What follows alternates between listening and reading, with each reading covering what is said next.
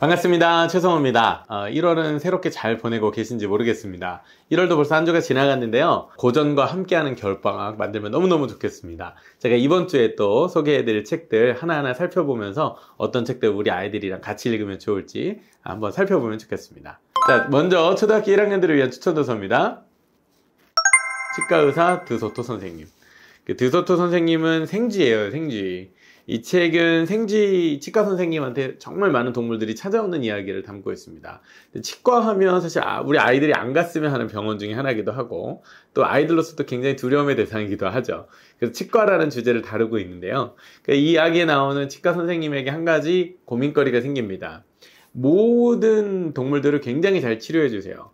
통증이 없게끔. 근데 딱 한 종류의 동물은 치료할 수 없다라는 조건을 가지고 있습니다. 그건 바로 생쥐를 잡아먹는 동물이에요. 생쥐를 잡아먹는 동물의 입을 벌리고 치료한다? 있을 수 없겠죠. 그런데 이 책 표지에 나와 있는 것처럼 음흉한 여우가 한 마리 등장합니다. 그리고 결국 드소토 선생님은 어떤 이유로든 그 여우를 치료해주게 되거든요. 그리고 나서 이 이야기를 보여줍니다. 자, 모든 동물들을 친절하게 치료해주는 것은 맞다. 그런데 나를 해치거나 위협할 수 있는 어떠한 존재가 있다면 과연 우리는 그 사람도 치료해줘야 되는 걸까? 여러분, 이거 굉장히 윤리적으로 혹은 철학적으로 생각해 볼 만한 질문이겠죠.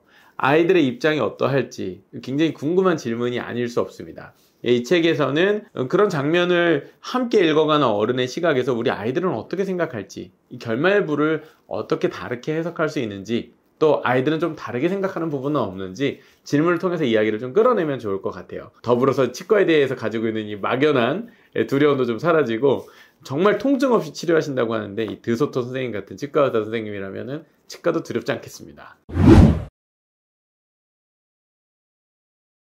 자, 두 번째는요, 초등학교 2학년들을 위한 추천도서입니다. 멋진 여우씨, 로열드 달의 책이죠. 그래서 이제 지난주에 한번 소개를 해드렸는데, 여우하고 인간의 관점, 어떻게 보면 공존하지만 서로 이제 자신의 본성에 따른 행동들이지만 그것이 상대방에게 굉장히 피해를 줄 수도 있고 갈등이 일어날 수도 있다, 이런 얘기를 했었습니다. 이 책의 후반부를 보게 되면은요, 이제는 인간 대 동물, 인간과 자연의 관계 뿐만 아니라 힘이 센, 좀 쉽게 말하면 강자, 아니면 무력을 사용하는 어떤 힘센 존재, 그리고 약하게 당할 수밖에 없는 어떤 약자들, 이런 대립이 또 등장해요. 우리는 이런 상황이 되면 자동적으로 약자를 응원하게 돼 있습니다. 그래서 이 내용 중에서도 전반부는 결국 인간들의 괴롭힘에 좀 노출되어 있는 여우씨의 이야기를 들려주다 보니까 어느새 마음 한켠으로 여우씨를 응원하게 되는데요. 여우씨가 꾀를 내어서 그 상황을 반전시키고 이 문제를 해결해냅니다. 결국 약자들이 강자를 이긴 무엇으로? 자신의 지혜, 꾀로 그것을 바꾸고 반전한 이야기들을 설명해 주는데요. 그러니 자연스럽게 이 스토리텔링 자체가 흥미롭고 아이들이 재밌게 읽게 되는 것 같습니다. 자, 그런데 우리는 왜 약자를 그토록 응원하게 되는 걸까요? 그리고 약자의 무기가 힘이나 무력이 아니라 이 생각하는 힘, 지혜로움인 이유는 또 무엇일까요? 어쩌면 이 이야기들의 어떤 전형적인 플롯은요, 멋진 여우씨뿐만 아니라 수많은 작품에 비슷하게 나옵니다. 우리가 흔히 많이 알고 있는 애니메이션 중에서 톰과 제리라는 만화가 있잖아요. 그 만화도 마찬가지로 힘이 세고 어떻게 보면 자연세계에서는 약육강식의 강자인 고양이가 생쥐인 제리를 당해내지 못하는 모습을 보면서 우리가 정말 재밌다고 느끼는데, 왜 그렇다면 우리는 약자가 지혜로운 방법을 가지고 자신의 꾀를 가지고 강자를 이기는 이런 스토리들에 그토록 열광하게 되는 걸까요? 흥미로운 건 우리 아이들도 그렇다는 점입니다. 그 아이들과 같이 이야기를 해보면서 왜 이 이야기가 재밌는지, 통쾌한지 이야기를 나눠보면서 우리 삶에 가지고 있는 이 문학작품, 특히 고전 안에 있는 이 지혜로움의 가치에 대해 다시 한번 생각해 보시면 좋을 것 같습니다. 자, 세 번째 이야기는 초등학교 3학년들을 위한 추천도서 걸리버 여행기입니다.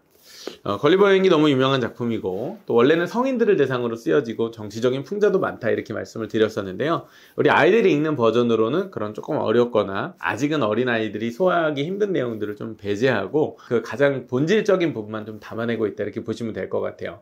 단순히 보면은 걸리버가 소인국을 여행하고 거인국을 여행하고 하잖아요. 그럼 내가 소인국에 갔을 때는 거인이었는데 거인국에 가니까 거꾸로 소인 취급을 받게 됩니다. 따라서 이 상대적 관점이라고 하는 것, 그것에 따라서 내가 누군가를 바라볼 때의 나의 시각이라고 하는 것이 어쩌면 굉장히 상대적인 걸 수 있다는 것을 깨닫는 것. 자, 좀 어려웠나요? 뭐 예를 들면 이런 겁니다. 우리가 가지고 있는 선입견. 그게 얼마나 위험할까요? 저 사람은 그럴 것이야 라고 생각하는 것. 즉 키가 작고 덩치가 작은 사람은 약할 거야 라고 생각을 하다 보면 우리는 그러한 선입견에 사로잡히게 되고요.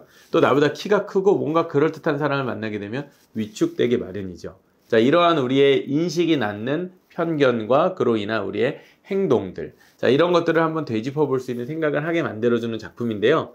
다만 이런 문제의식이 너무 어렵다면 그냥 줄줄줄 읽어가는 이 내러티브 이야기만으로도 굉장히 재밌기 때문에 함께 읽을 필요가 있겠습니다. 자, 근데 사실은 걸리버 여행기는 어쩌면 장편이기 때문에 아이들이 초등학교 3학년 정도 올라가는 아이들이 그 긴 호흡을 단번에 다 이해하기는 상당히 좀 어려울 수 있습니다. 그렇기 때문에 중간중간 질문을 좀 해주시면 좋을 것 같아요. 내용을 잘 이해하고 있는지. 자, 와 관련해서 걸리버가 만약에 이런 여행들을 하고 있는데 그 여행의 장면들 속에서 어떤 풍자도 있고 해악도 있고 어떤 비유들이 있다면 그 장면이 보일 때마다 한번 아이들과 그 장면을 제대로 이해하고 있는지 이야기를 해주셔도 좋을 것 같습니다. 이 대치동에서 아이들이랑 수업을 하면서 이 걸리버 여행기를 가지고서 글쓰기 주제를 잡을 때 어떻게 잡냐면, 만약에 걸리버가 21세기 뭐 예를 들면 2023년, 4년 요즘 시대를 살고 있는 현대인이라고 해보면은 과연 어떤 곳을 탐험했을까, 이런 얘기를 해봤어요.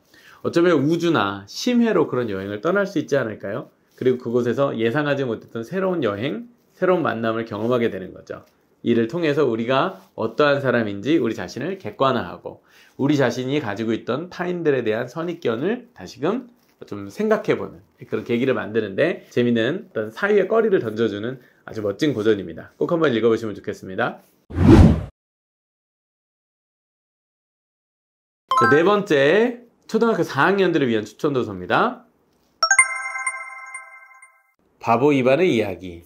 자, 제목은 이렇게 되어 있는데요. 부제는 톨스토이 동화집입니다. 자, 이 책은 창비에서 나온 주니어 클래식이라고 보시면 되겠고요. 세계 명작 시리즈를 잘 소개하고 있어요. 세계 명작은 이미 여러 가지 판본들이 있는데 특히 제가 봤었을 때는 창비는 한 4학년 이상의 학생들, 조금은 고학년들을 타겟으로 해서 좋은 책들을 내고 있습니다. 그런데 4학년이 긴 고전을 한 번에 소화하기는 사실은 조금 쉽지 않은 면도 있어요. 그렇기 때문에 저는 이 이야기가 굉장히 매력이 있다고 보는데, 이 이야기는 바로 톨스토이의 단편집들의 모음입니다. 자, 그래서 이 앞부분에는 뭐 바보 이반의 이야기 제목에서 써 있는 것처럼 여러분 너무 잘 아시는 내용들이죠. 근데 그거 외에도 목차를 보면은요, 많이 알고 있는 내용들이 나와요. 예를 들면은 사랑이 있는 곳에 신이 있다. 이 구두장의 이야기 나오는 부분이죠. 그 다음에 공정한 재판관, 새 아들, 바보 이반의 이야기 등과 같이 톨스토이 하면 우리가 떠올릴 수 있는 중요한 단편들이 많이 담겨져 있습니다. 그 중에서 오늘 좀 이야기해드리고 싶은 부분은 사랑이 있는 곳에 신이 있다와 같은 작품이에요. 이게 제목을 보면 이게 무슨 내용인지 잘 모르실 텐데 작품을 읽어보시면 금방 알게 될 겁니다. 사실은 인간적으로 생각해보면 굉장히 불우한 삶을 살았던 한 구두장이가 있어요. 근데 그 구두장이 꿈에 어느 날은 하느님이 찾아오십니다. 그래서 내가 다음날 너를 만나러 오겠어 라고 이야기를 하세요. 그러면 그 다음날 얼마나 기다려졌겠어요. 내가 꿈속에서 봤던 하느님, 신이 나를 찾아온다고 하니 하루 종일 구두방에서 수많은 사람들을 관찰하며 지냅니다. 그리고 나서 벌어졌던 일이죠. 어쩌면 그냥 평범한 하루일 수도 있던 그 하루에 나에게 하느님이 찾아오실 수도 있다, 신을 만날 수도 있다라는 생각을 갖고 세상을 살았을 때 벌어지는 일에 대한 이야기인데요. 톨스토이는 당시 배경상 종교적인 사유들을 많이 가지고 있습니다. 요즘은 어쩌면 이런 류의 책들이 별로 잘 읽혀지지 않고 그 내용이나 주제의식이 좀 희미하게 느껴질 수 있고 너무 도덕적이거나 교훈적은 아닌가? 이렇게 생각할 수도 있는데, 그렇기 때문에 오히려 한번 읽어보실 필요가 있을 것 같아요. 무슨 말이냐면 이 책에서 사용하는 그런 비유나 상징들에게는 우리 과거 전통사회로부터 계속 내려오고 있던 어떤 미덕들, 가치들, 특히 뭐 종교적인 가치 아니면은 어떤 윤리적인 가치들을 잘 내포하고 있습니다. 요즘은 하도 이제 개인화돼가지고 이제 그런 도덕이나 윤리적인 이야기들을 따분하다 여기는 경우들은 많을 텐데, 사실 이런 고전 작품이 가지고 있는 가치는 그러한 고전의 문제의식을 굉장히 재미있게 전달해 준다는 거, 내가 공감할 수 있게 알려준다는 거, 바로 그 지점이죠. 그런 점에서 역시 톨스토이는 탁월한 작가임에 틀림이 없습니다. 예, 꼭 한번 아이들과 함께 같이 읽어보시면 너무 좋을 것 같습니다. 자, 다음은 초등학교 5학년들을 위한 추천 도서입니다. 왕자와 거지. 야, 왕자와 거지. 이것도 모르시는 분들 없으실 거고요. 이 책은 시공 주니어 버전의 네버랜드 클래식입니다. 자, 그런데 이 책을 왕자와 거지 마크 트웨인의 대표작이잖아요. 모르시는 분이 없을 텐데 다들 놀라시는 게 이 책이 이렇게 두꺼워? 왕자와 거지는 다들 처음하고 끝만 알거든요. 왕자하고 거지가 서로 이제 외모가 비슷해서 옷을 바꿔 입고 이제 서로의 생활을 경험해 보게 되고 결국엔 제자리로 돌아오게 되는 거 아니야? 근데 이게 뭐 이렇게 두껍지? 그럴만도 합니다. 그 안에 정말 무수한 에피소드들이 담겨 있어요. 크게는 두 가지겠죠. 거지였던 톰이 왕자가 된 이야기, 그리고 왕자님이 거지 신세가 되어서 이 하층민들의 삶을 경험하는 이야기들입니다. 자, 이 이야기를 통해서 굉장히 낯설게 보는 장면들이 있어요. 예를 들면 거지였던 톰이 왕자가 돼서 법을 바꾸기 시작합니다. 근데 그 법이 어떤 거였냐면 굉장히 어쩌면은 정의롭지만 조금은 잔인하고 어쩌면 사회적으로 약자들, 돈이 없고 가난한 사람들의 처지에서는 참 어렵게 느껴지는 그런 법들이었는데 그런 법들을 바꿔냅니다. 오, 그럴 수도 있겠구나. 물론 그만큼 톰의 행동은 왕궁의 법도를 모르기 때문에 그렇게 아주 거침없게 행동하는 걸 수도 있겠어요. 그런데 그 모습을 통해서 안 되는 건 없구나. 어쩌면 우리가 가지고 있는 생각 스스로를 벗어나는 그런 어떤 좀 적극적인 노력이 필요하구나. 한편 왕자님은 이제 거지 신세가 돼서 주변을 돌게 됩니다. 근데 그 세계가 만만치가 않겠죠. 그래서 내가 다스리고 있는 나라, 나의 나라라고 생각했지만 정말 이곳이 그 나라가 맞아? 라고 생각할 만큼 어려운 환경을 직접 맞닥뜨리게 됩니다. 즉 둘의 이야기는 서로 이러한 관점의 교차를 통해서 요즘 영화에서는 이런 주제를 다룰 때 뭐 자고 일어났더니 서로의 몸이 바뀌어 있다든지 영혼이 체인지 됐다든지 이런 소재를 다루잖아요. 이 책에서는 그러한 이야기의 모티브가 될 수 있는 신분의 변화를 동시에 보여줍니다. 자, 그리고 둘의 변화는 얼굴, 외모는 굉장히 동일하지만 뭐가 달라요? 타고난 출신 배경도 물론 다르겠지만 서로 입고 있는 옷이 다릅니다. 이 옷을 어떻게 입고 있느냐에 따라서 우리는 그 사람을 왕자로 여길 수도 있고 거지로 여길 수도 있게 되는데요. 참 재밌죠? 그래서 그러한 대조들, 그러한 차이들에서 비롯되는 여러 가지 장면과 에피소드를 보여줌으로써 결국 우리에게는 이 사회적 의복이라고 하는 우리의 어떤 뭐 신분이나 지위를 나타내는 이런 옷 자체가 가지고 있는 의미에 대해서 다시 한번 거리를 두고 재미있게 생각해보는 관점들을 우리에게 던져주는 것 같습니다. 다음은 초등학교 6학년들을 위한 추천 도서입니다. 공부가 되는 셰익스피어의 4대 비극. 이 책은 사실 추천해드리면서 제가 좀 고민이 됐었어요. 왜냐면 이 제목 있죠. 공부가 되는 이라는 표현. 제가 사실 이런 걸 꼭 별로 좋아하진 않아요. 무슨 얘기냐면 왠지 공부가 되는 셰익스피어의 4대 비극 이러면은 4대 비극의 내용을 막 나름대로 막 짜집기를 해가지고 원전의 어떤 색깔을 많이 없애버리고 공부하기 쉽게 막 요약을 한 걸 전달해 주는 거 아니냐. 그래가지고 사실 이 책을 별로 그렇게 선뜻 권하지 않으려고 했었는데 사실 셰익스피어 4대 비극이 읽기가 어려운 이유가 있습니다. 바로 희곡이기 때문에 그렇죠. 희곡의 지문의 형태로 되어 있기 때문에 말투도 어색하고 그 장면이 충분히 다 이해가 되기가 어렵거든요. 따라서 셰익스피어 4대 비극 같은 경우에는 아이들이 좀 읽을 수 있는 형태로 그것을 조금 풀어서 서술해주는 마치 소설처럼 바꿔놓은, 그래서 희극 대본이 아니라 소설과 같은 이야기로 좀 바꿔놨다는 점에서 이 책이 가지고 있는 공부가 되는 이라는 것은 그냥 이해하기 쉬운 정도로만 이해하셔도 될 것 같습니다. 그래서 좋은 번역본이다, 혹은 조금 편집을 아이들 눈높이에 맞춰 한 책이다, 이 부분을 좀 강조를 드리고요. 그리고 이 책이 사실 공부가 된다라는 점을 이야기하는 데에는 아주 중요한 이유가 있는데 바로 배경 지식을 많이 전달해줘요. 왜냐면 햄릿, 리어왕 이런 주제들 뭐 알죠? 아버지의 원수 뭐 이런 거는 우리가 충분히 알고 있는 스토리인데 그럼에도 불구하고 그 배경을 이해하는 것이 뒷받침되지 않으면은 햄릿의 행동이 이해가 가지 않고 리어왕의 비극이 이해가 가지 않습니다. 그런데 이 책은 읽는 페이지 옆에 이 배경 지식을 삽입해 놓고 있어요. 예를 들면은 영국이 낳은 세계적인 작가 셰익스피어를 소개하는 페이지도 있고요. 햄릿형 인간과 돈키호테형 인간, 요즘 사람들이 햄릿, 그러니까 비극의 대표적인, 그 다음에 돈키호테, 낭만적이고 바보고 우스꽝스러운 굉장히 낙관적인 인물, 두 사람을 대조시키면서 우리를 이제 그런 심리학 같은 데 사용하는 용어들인데 이렇게 우리의 생각을 여러 가지 갈래로 퍼지게 만들어줄 수 있는 힌트들을 주고 있어서 원작을 읽어가는 흐름을 최대한 해치지 않으면서 적절한 배경 지식을 통해서 고전 읽기의 재미를 돋우고 있다. 그래서 오히려 조금 더 신경 써진 책으로서 아이들한테 추천해 볼 만한 것 같습니다. 따라서 왠지 한번 읽어봐야 될 것 같잖아요. 셰익스피어. 이거 너무너무 중요한 고전인데. 근데 읽을 시기가 중학교 때쯤 딱 되거든요. 초육에는 중1 정도의 이제 그 시기 때쯤 읽을 만한 책인데, 판본이 너무 어려워서 원본을 그대로 읽기는 좀 어려워 보인다. 그런 경우에는 꼭 이런 청소년 시기들을 위해서 잘 쓰여진 특별한 책들이 있다면 꼭 한번 읽어보시는 것도 좋은 경험이 될 것 같습니다. 다음 중학교 1학년들을 위한 추천 도서, 수레바퀴 아래서, 헤르만 헤세 대표적인 작품이고요. 청소년 시기를 다루고 있는 성장소설이다. 한스 이야기죠. 한스가 이제 지난번에 얘기해드렸어요. 요즘 이야기로 치면 한스가 지방에 살다가 공부를 하려고 서울로 유학을 온 거죠. 근데 하필이면 그 동네가 대치동인 거예요. 대치동 어마어마하죠. 애들이 맨날 캐리어 끌고 다닙니다. 그 동네에서 열심히 적응하려고 애써봤지만 결국에는 그 경쟁적인 공부의 분위기로 인해서 적응하지 못하고 건강에 문제까지 생겨서 고향으로 다시 내려가게 됩니다.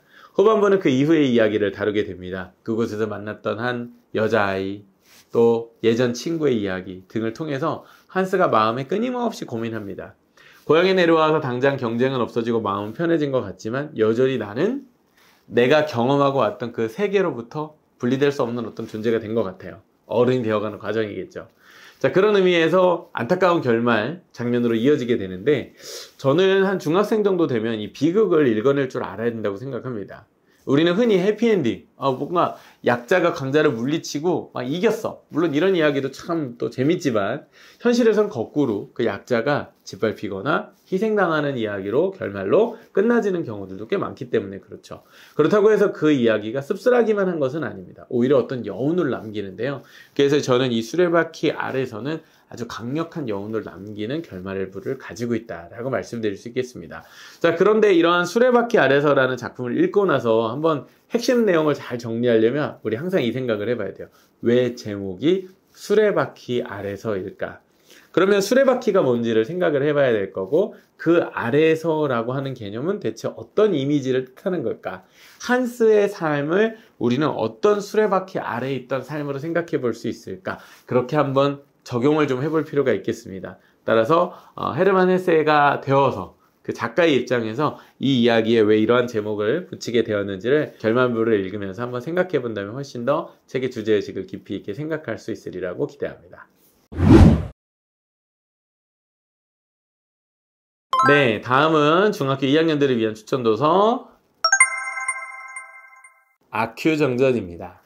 자, 아큐정전도 말씀드린 것처럼 중국의 근현대 단편소설들을 모아놓은 단편소설집이고 루신이라고 하는 아주 위대한 작가의 대표작이다.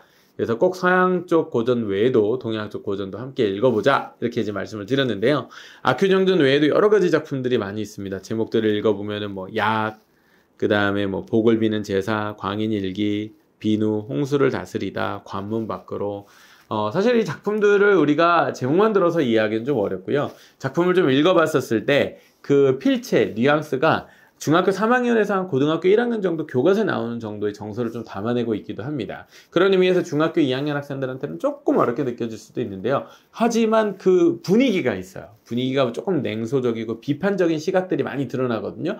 근데 중학교 2학년 학생들이 이런 분위기의 글들을 생각보다 또 좋아하기도 합니다. 그래서 내용은 100% 이해되지 않았다 할지라도 굉장히 잘 읽을 텐데요. 특히 아큐정전과 관련해서 최근에 뭐 쿵이지라고 하는 작품이 있어요. 그 주인공의 이름인데, 이 루신의 작품들 속에서는 중국 청년들의 모습이 나옵니다. 명문대학도 졸업했고 뭐 머릿속에 막 든 게 많아요. 근데 지금 웃긴 게 이 책에 나오는 어떤 그런 박사들은 공자, 노자를 이야기합니다. 그러니까 우리가 아는 서양의 고전들에서는 그런 얘기가 전혀 나오지 않는데, 뭐 그리스 로마 얘기가 나오겠지만 이거 중국 이야기다 보니까 가장 뛰어난 지식인들이 서로 이야기하는 게 공자 선생님은, 노자 선생님은 이런 얘기를 해요. 되게 어떻게 보면 우리나라 문화하고 되게 가까운 거죠. 자, 어쨌든 그래서 그 쿵이지라는 작품이 있는데, 그 작품을 굉장히 교육을 많이 받은 지적인 엘리트지만 사회적으로는 취업도 되지 않고 일자리도 얻지 못한 채 사회적으로 쓸모없는 인생이 되어가는 좀 무기력해진 청년들의 모습을 담아내고 있다. 그래서 이 책을 요즘 중국의 청년들이 굉장히 많이 읽고 있다고 합니다. 따라서 이거는 오래된 이야기지만 요즘 2024년의 중국의 내용을 이해할 때도 이 책이 의미를 갖는다라는 거죠. 이런 생각을 하고 막상 보면 굉장히 공감할 만한 내용들도 많이 있을 것 같습니다.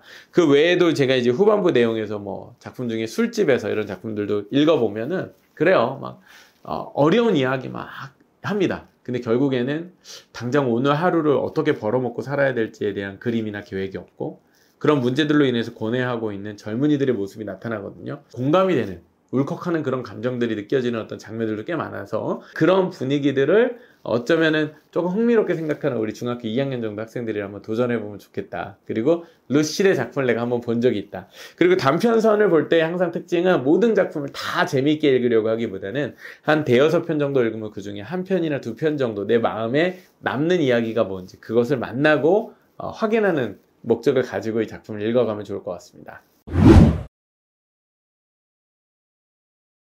자, 마지막으로 중학교 3학년들을 위한 추천 도서입니다. 처음으로 읽는 월든입니다. 자, 처음으로 읽는 월든이라는 책은요, 사실은 헨리 데이빗 소로의 대표적인 작품으로 시민불복종과 더불어서 월든이라는 책이 매우 중요하죠. 근데 이 월든을 청소년 버전으로 조금 축약해 놓은 거라고 보시면 되겠습니다.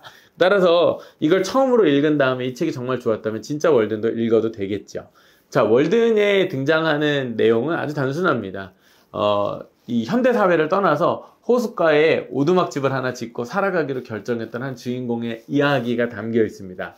자, 그에 따르면 실제로 우리가 살아가고 있는 이 사회는 자본주의 사회, 모든 것을 돈으로 사고 파는 사회입니다. 따라서 주인공은 그러한 세상에 약간 염증을 느끼고 그곳을 떠나서 호숫가에 혼자 유유자적히 고요히 사는 삶을 택했는데요. 그러면서 자급자족이라고 하는 개념을 설명합니다. 자급자족이요? 자, 우리는 어떻게 하죠? 열심히 일하면 돈을 법니다. 그 돈으로 내게 필요한 것을 사죠. 그런데 이 책에 등장하는 주인공의 경우에는 내가 열심히 일해서 벌어서 직접 만든 것들을 가지고서 내 생활을 영위해 갑니다. 즉 누군가와 사고 파는 행위를 하지 않는 것이죠. 이 일을 통해서 월든이라는 작품은 어쩌면 우리가 살고 있는 자본주의 사회에 대한 비판적인 생각들, 자본주의 사회에 대한 거리두기를 가능케 해줍니다.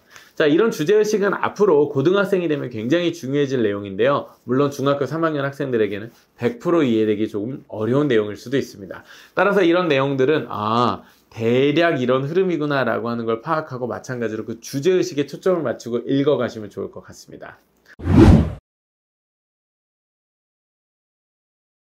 자, 이번 주도 책을 여러 권 소개를 해드렸는데요. 벌써 1월 중순쯤 다가가다 보니까 책들의 수준이 벌써 한참 또 높아지는 것 같네요. 하지만 모든 책들을 완벽하게 100% 이해하겠다라고 하는 목표가 아니라 그 긴 이야기에 호흡을 따라가는 성취감과 더불어서 그 중에 내게 와닿는 아주 중요한 질문이나 주제의식을 발견해보자 라는 정도의 목적을 가지고 이 책들을 읽어보시면 좋을 것 같습니다.